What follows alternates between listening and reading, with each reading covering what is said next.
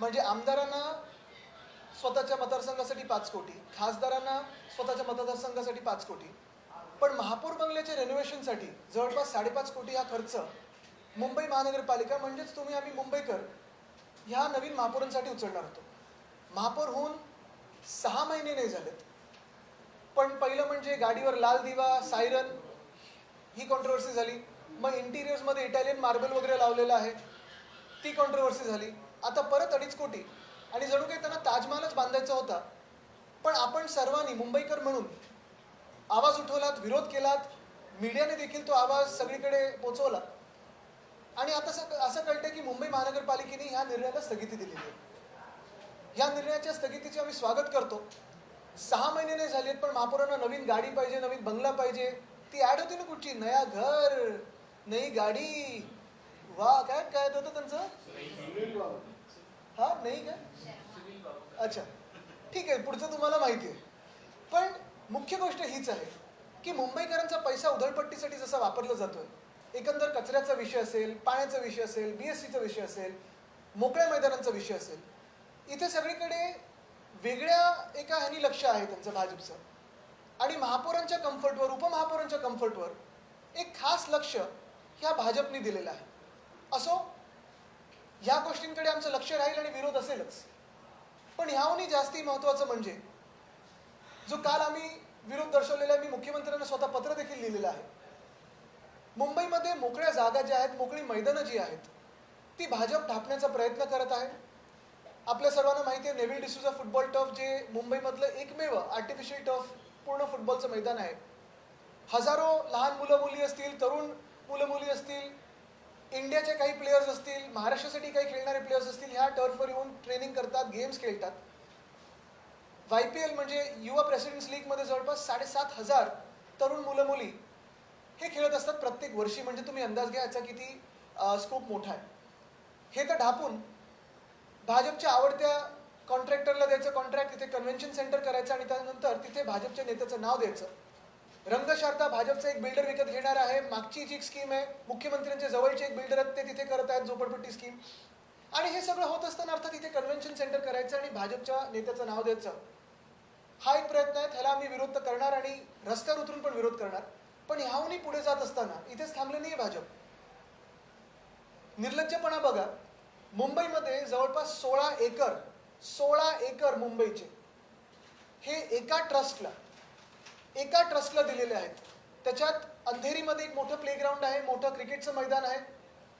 हे मैदान मला आठवतं, आम्ही मुंबई महानगरपालिकेत सत्तेत असताना हे मैदान आम्ही त्यावेळी केलं होतं आणि फ्री ऑफ कॉस्ट तिकडच्या स्थानिक लोकांना तिथे खेळायला मोकळी जागा मिळावी म्हणून ते तिथे डेव्हलप केलं होतं. चांगलं क्रिकेटचं मैदान आहे, अनेक क्रिकेटच्या मॅचेस होतात, 2-3 टुर्नामेंट झालेल्या आहेत. आपल्याला आठवत असेल 2 वर्षापूर्वी वंदनीय हिंदुराव सम्राट बाळासाहेब ठाकरे यांच्या जयंतीनिमित्त तिथे एक क्रिकेटची टुर्नामेंट पण झाली होती आणि तिथे आमची नंतर प्राइज डिस्ट्रीब्युशन सेरेमनी उद्धव साहेब तिथे आले होते स्वतः. अशा अनेक क्रिकेटच्या टुर्नामेंट्स होतात. कोविडच्या काळात देखील आम्ही तिथे गेलो होतो. तिथे कोविडचं मोठं काही शेल्टर बनवता येईल का, तिथे एक छोटं मियावाकी फॉरेस्ट पण होतं, ते पण फॉरेस्ट ह्या ट्रस्टने ढापलेलं आहे. ते मैदान आणि 2 म्हाडाचे प्लॉट, हे मैदान 21 लाख पर इयर. 21 लाख कोणीही काय म्हणजे तुम्ही एकाच हे ट्रस्टला का देतात, तेवढं जर महानगरपालिकेला मिळत असतील तर डायरेक्ट घ्या. आणि 2 म्हाडाची प्लॉट्स फुकटात दिलेले त्या एका ट्रस्टला. का दिलेले आहेत, कशासाठी दिलेले आहेत, मुख्यमंत्र्यांवर काय दबाव होता, अंतर्गत दबाव आहे, वरतून दबाव आहे. मी अजून हा आरोप लावणार नाही की त्यांना एका विशिष्ट कुठच्या भाषेला काही प्राधान्य द्यायचंय किंवा कुठच्या एका संस्थेला प्राधान्य द्यायचंय. पण मुंबईची मोकळी मैदानं मुंबईकरांच्या हातातून घेऊन खेचून घेऊन ढापायची आणि भाजपच्या आमदाराला द्यायची, हे जे धोरण मुख्यमंत्र्यांनी राबवलेलं आहे त्याला आम्ही कडाडून विरोध करणार. दुर्दैव असं जी आत्ता पाठी लागलेली आहे, आज कुठच्या तरी पेपरमध्ये मी वाचलं, आत्तापर्यंत ही मैदान जी मोकळी होती ह्याच संस्थेने लावलेले ट्रेसपासर्स विल बी प्रॉसिक्युटेड. मुंबईकर हे ट्रेसपासर झालेत. जी मैदानं मोकळी होती, मुंबईसाठी होती, तिथे आता मुंबईकरांना जायला तुम्ही बंदी लावलेली आहे. म्हणजे असं ब्रिटिशर्सच्या काळात होतं की इंडियन्स नॉट अलाउड, तसं ही संस्था आता मुंबईकर नॉट अलाउड असे आता पाटे लावणार आहे का. आणि एका बाजूला अदानी हे मुंबई खात चाललेले आहेत. माईक आज दिसत नाही त्यांचं, ठीक आहे बोलू शकतो आहे, ठीक आहे सॉरी, पण तुम्हाला सॉरी त्यांना नाही. पण अदानी एका बाजूला मुंबई हे खात चाललेले आहेत, गिळत चाललेले आहेत. धारावीचा तर प्रश्न आहेच आणि तो आम्ही लढा देत आहोत. आज देखील त्याच्यावर आमची बैठक आहे. मुंबई बचाव समिती आहे, धारावी बचाव समिती त्यांच्यासोबत आहेच. पण हे एका बाजूला होत असताना दुसऱ्या बाजूला ह्या संस्थेला 16 एकर जागा मुंबईची देणं किती मोठा गुन्हा आहे हे आपण पाहू शकतो. आणि यासाठी आम्ही अर्थातच येत्या आठवड्यात आंदोलन तर करणार आहोत, रस्त्यावर उतरून आंदोलन करणार आहोत. मी सर्व मुंबईकरांना अपील करत आहे, सर्व मुंबई प्रेमीयांना अपील करत आहे, सर्व मुंबईच्या किंवा महाराष्ट्राच्या राजकीय पक्षांना अपील करत आहे, NGOजना अपील करत आहे, हाऊसिंग सोसायटीजना अपील करत आहे की ज्यांना वाटतं की हे 16 एकर फुकटात एका संस्थेला देणं हे पाप आहे, गुन्हा आहे. मुंबईकरांची मोकळी जागा ही मुंबईच्याच हातात राहिली पाहिजे, मुंबईकरांच्याच हातात राहिली पाहिजे. त्यांनी येऊन ह्या मोर्चात सहभागी होणं गरजेचं आहे. हा मोर्चा कसा होणार, कुठे होणार हे आम्ही तुम्हाला लवकरच सांगू. पण मुख्य गोष्ट हीच आहे की भाजपचं हे जे काही धोरण चाललेलं आहे की स्वतःच्या लोकांवर उधळपट्टी पैशाची करायची, BST बस बंद पाडायची, अदानीला जमिनी द्यायच्या, या संस्थेला जमिनी द्यायच्या, जागा ढापायच्या. आता उद्या आझाद मैदान, क्रॉस मैदान, ओव्हल मैदान, शिवाजी पार्क पण हे घेण्यासाठी पुढे मागे बघणार नाही. आणि त्याचसाठी आम्ही रस्त्यावर उतरून ह्याचा कडाडून विरोध करू.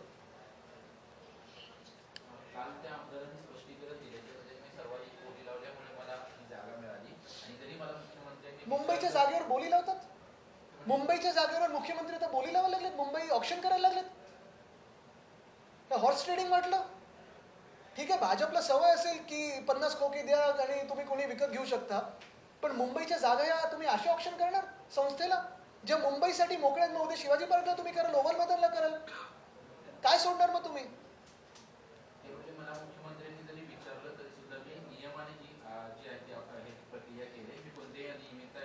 म्हणूनच मी सांगतोय, मी अजूनपर्यंत त्या संस्थेचं नाव घेतलं नाहीये किंवा त्या आमदारचं नाव घेतलं नाहीये. कारण आमचं भांडण त्यांच्याशी नाहीये. आमचं भांडण या प्रक्रियेशी आहे, ह्या राजवटीशी आहे, ह्या शासनाशी आहे ज्यांनी बोली लावली या मुंबईच्या जी काही जागा आहे त्याच्यावर. 16 एकर तुम्ही देता, ऑप्शन करता. ऑप्शन ठीक आहे, तुम्ही एका वेळी वेगळं करू शकता, पण मोकळी मैदानं, आता अनेक मैदानं अशी झालेली आहेत. तुम्ही अजून एक आम्ही आता मोहीम हाती घेतलेली आहे.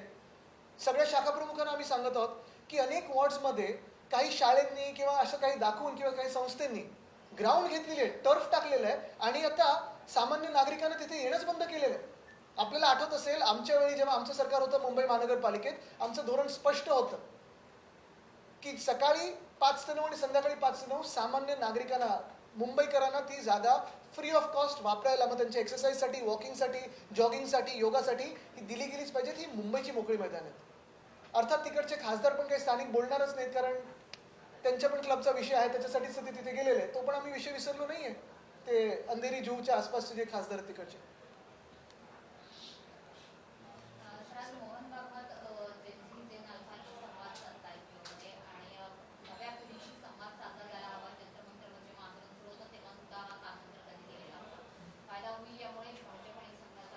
काय ज्यांना मंत्र दिले कानात, ते कानात बोळे घालून बसलेत भाजपवाले, ते कुठे ऐकतात?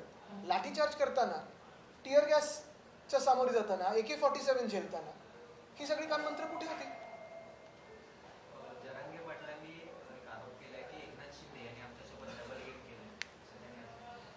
आता शिंदेकडे बघा, एकनाथ शिंदेकडे दिसतात कसे डबल गेम करतात. तर तुम्ही आता बघता 4 वर्ष जे काही झालेलं आहे, खरं तर आपण पाहिलं असेल नुसतं फसवाफसवीचा कार्यक्रम हा मेंदेंनी सगळीकडे केलेला आहे. असो, त्याच्यावर खूप काही बोलण्यासारखं असलं तरी मी आपल्याला परत एकदा मुंबईच्या मोकळ्या मैदानावर आणेन, कारण आज हा फार मोठा विषय आहे आणि आता मुंबई शांत बसणार नाही. काल सुनावणीचा पहिला टप्पा बऱ्यापैकी पार पडला. कपिल सिब्बलांनी ज्या पद्धतीने मुद्दे मांडले की विधिमंडळ गट वेगळा आणि पक्ष वेगळा आहे. आज पुन्हा एकदा सुनावणी आहे, काय अपेक्षा आहेत? आणि आज थोडं 2 नंतर बोलूया आपण, सुनावणी होऊन जाऊ दे. पण आज परत तुम्हाला मोकळी मैदान, सब मैदान में ही है. किंमत असेल या सगळ्या जमिनींची एक ढोबळ? एक तर आपल्याला अंदाज द्यायचा म्हणजे जर 16 एकर मुंबईत घ्यायचे झाले तर तुम्ही खरोखर मुंबईत 16 एकर घेऊ शकता का एवढे इझिली? म्हणजे 2 म्हाडाचे प्लॉट फुकटात मिळालेत. आणि जे संकुल आहे, क्रीडा संकुल आहे, जे आम्ही क्रिकेटचं ग्राउंड म्हणून बनवलं होतं, मला आठवतं तेव्हा विजय सिंगल मला वाटतं AMC होते त्यावेळी, आणि त्यांनी त्यावेळी तो पुढाकार घेऊन स्थानिक आमचे नगरसेवक वगैरे होते. तेव्हा आपण पाहत असाल हे ग्राउंड 21 लाखाचं त्यांनी बोली लावली की जे काही BMC बरोबर आहे. आणि मग रेव्हेन्यू शेअर 21 लाख वर्षाला, आणि त्याच्यात रेव्हेन्यू शेअर म्हणजे मिळणार किती मुंबई महानगरपालिकेला? मिळून मिळून मिळणार किती? आणि तो सगळा खर्च परत तुम्ही महापौर बंगल्यात टाकणार, तर कसं चालणार? आजच्या 25व्या दिवशी शिवसमुद्रकिनारी पुन्हा एकदा मोठ्या प्रमाणात कचरा पाहायला मिळत आहे. काल जेव्हा महापौरांना याबद्दल प्रश्न विचारण्यात आला, त्यांचं असं म्हणणं आहे की मी सध्या कामात आहे, पण मी लवकरच त्या ठिकाणची पाहणी करेन. त्यांना स्पेस टेक्नॉलॉजी वापरायला सांगा, दिसेल त्यांना. पण मी परत तुम्हाला आज ह्याच विषयावर आणतो, ह्याच्यावर अजून काही विषय असतील, प्रश्न असतील तर मला विचारा. पण गोष्टींचा अनडू ॲडव्हान्टेज घेतला जातोय का? कारण आपण बघू शकतो जर तुम्ही टर्फचा मुद्दा घेतला, तुम्ही ग्राउंडचा मुद्दा घेतला, कुठेही मोकळी जागा दिसली की त्याला कुठे ना कुठे अनडू ॲडव्हान्टेज शासन घेणं दिसतं तुम्हाला असं? नक्कीच. आणि आता काय झालेलं आहे की काहीतरी नुसतं विरोध दाखवायचा म्हणून भाजपचेच कोणतरी एक पदाधिकारी एक पत्र टाकतं आणि आम्ही विरोध पण केलाय पण मुख्यमंत्री ऐकत नाहीत. आता भाजपच्याच पदाधिकाऱ्यांचे मुख्यमंत्री ऐकत नसतील तर मग नेमकं कोणाचं ऐकतात? प्रभादेवीचं मैदान देखील नाही सिद्धिविनायकच्या अनेक मैदान आहेत. प्रभादेवीचं मैदान आहे, जसं मी सांगितलं आमचं बँड्राचं मैदान आहे, कितीतरी मैदान आहेत. आता कोलाब्यामध्ये पण 1-2 मैदानांचं आमच्या कानावर आलं की तिकडचे स्थानिक लेवलला काहीतरी चालू आहे. सगळ्याचे एकत्रितरित्या तुम्ही मोर्चा काढणार. निश्चितपणे पण पहिला मोर्चा हा या 16 एकरसाठी असेल आणि ओपन स्पेसेसवर अर्थात असेलच. मोर्चात कोण सहभागी असणार? आज मी आता नाही मोर्चा कधी काढायचा आणि त्याचं रूट काय असेल आणि कुठे आम्ही ते आता आम्ही आपल्याला लवकरच जाहीर करू. पण एक निश्चित आहे, मुंबईकरांना, सर्व मुंबईकरांना सगळा राजकीय भेदभाव विसरून तुम्ही मुंबईसाठी उतरा, तुमच्या भवितव्यासाठी उतरा. कारण मोकळी मैदानं राहिली नाहीत तर मोकळा श्वास घ्यायला जागा राहणार नाही. हे आज चित्र दिसायला लागलेलं आहे. अभी देखिए हिंदी में ब्रीफ कर दीजिए कि 16 एकड़ जमीन की क्या कहानी है? कल पहले तो आपने हमारा इम्पैक्ट देखा होगा, जैसे ही न्यूज़ आई, जैसे ही खबर आई कि महापौर महोदया लगभग 5.5 करोड़ ये इस्तेमाल करने जा रही है, खर्च करने जा रही है खुद के बंगले पे. पहले तो इटालियन मार्बल वगैरह लगाया, शीश महल बनाया, जैसे भाजपा का ही फेवरेट वर्ड है, शीश महल बनाया. और उसके बाद में एक्सटीरियर अभी चल रहा था, यानी जू में रहते हैं तो भी उनको साउंड बैरियर्स चाहिए थे. एकदम शांत एरिया, इलाका बहुत अच्छा इलाका है. पहले भी हमारी महापौर महोदया जो किशोरीताई है वहाँ रह चुकी है. अच्छा इलाका है, शांत इलाका है, लेकिन वहाँ आवाज़ कौन करता है पता नहीं, या इनको पेड़ पौधों की आवाज़, पंछियों की आवाज़ अभी सहन नहीं होती, ऐसी बात है. लेकिन कल हमने जब ये विरोध किया तो उनको उस पर पीछे जाना पड़ा. एक पर्सपेक्टिव देना होगा तो सांसदों को अपने चुनाव क्षेत्र के लिए 5 करोड़ मिलते हैं. यहाँ विधायकों को महाराष्ट्र में 5 करोड़ मिलते हैं अपने चुनाव क्षेत्र को. तो फिर महापौर महोदया को उससे ज़्यादा क्यों मिलता है सिर्फ अपने बंगले पे? तो ये एक बात रही.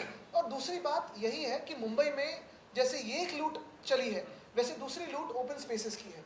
पहले तो नेवल डिसूजा फुटबॉल टर्फ जो मुंबई का ऑफिशियल एसोसिएशन का टर्फ है, बहुत सारे राष्ट्रीय खिलाड़ी, फिर जो स्टेट के लिए खेलते हैं वो, और बहुत सारे बच्चे, अनगिनत बच्चे वहाँ खेलते हैं, हर दिन फुटबॉल खेलते हैं, बहुत सारी फुटबॉल की मैचेस होते हैं, वहीं से आपके प्लेयर्स आते हैं.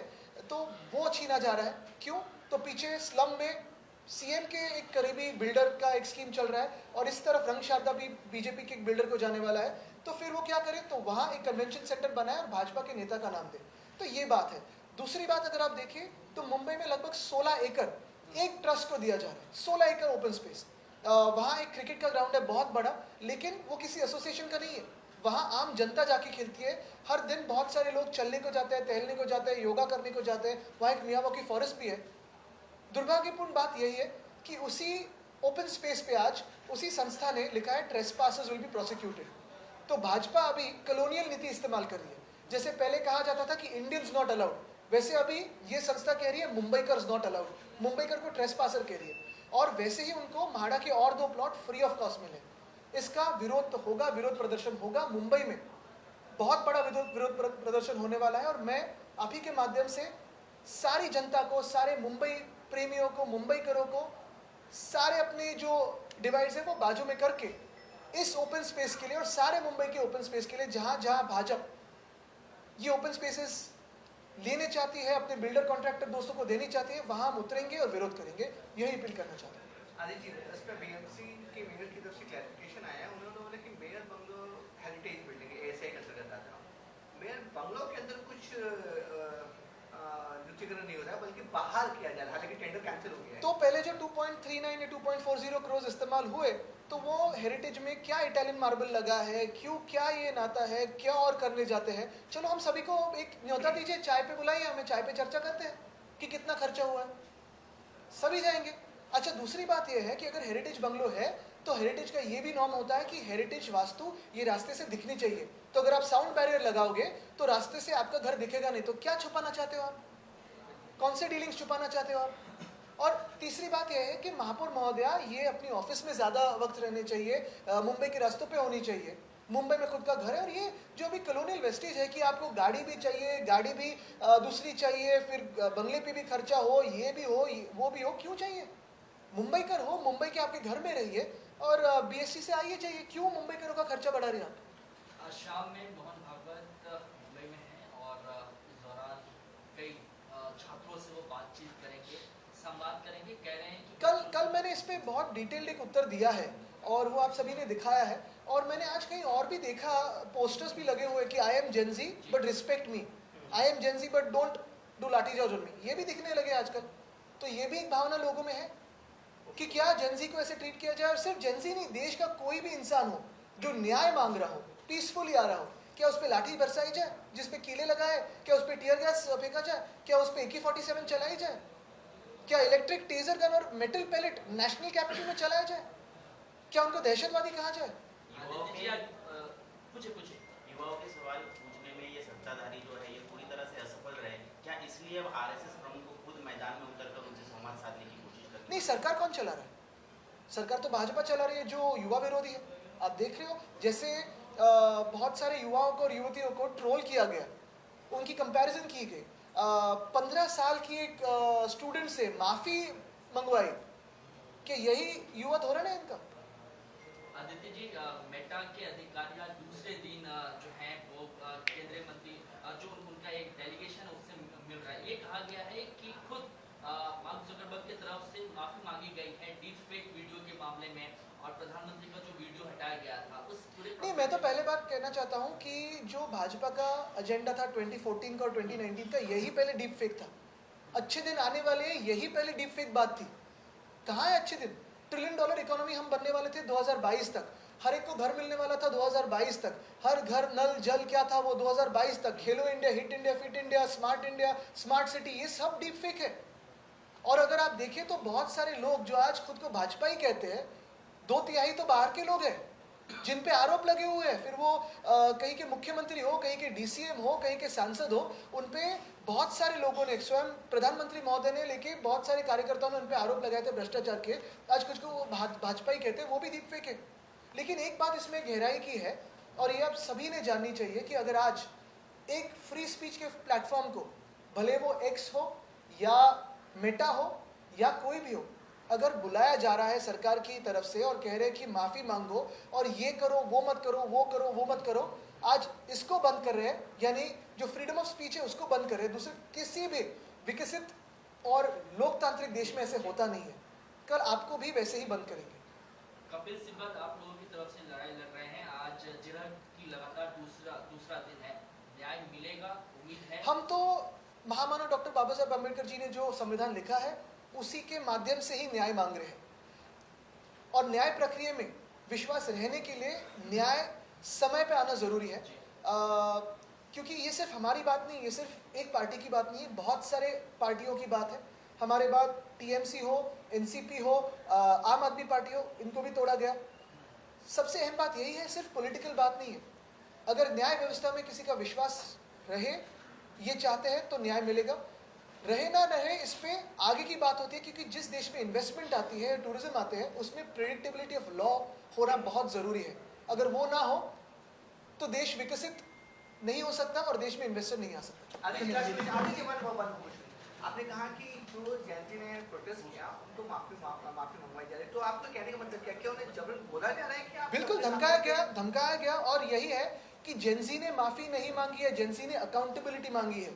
देश ने माफी नहीं मांगी है, देश ने अकाउंटेबिलिटी मांगी है, वो आज भी हम मांग रहे हैं, माफी नहीं मांगेंगे। अकाउंटेबिलिटीवर आता बॅनर सुद्धा अनेक ठिकाणी लागले, लोकशाही जेनझी लोकशाही सोबत असे बॅनर लागले, कसं काय? नाही, ते बॅनर पहिले तर जे लावलेत की जेनझी आणि जे काही पहिले तर टॅक्स पेअर मनीने लावलेत का, की भाजपाने लावलेत की कोणी लावलेत?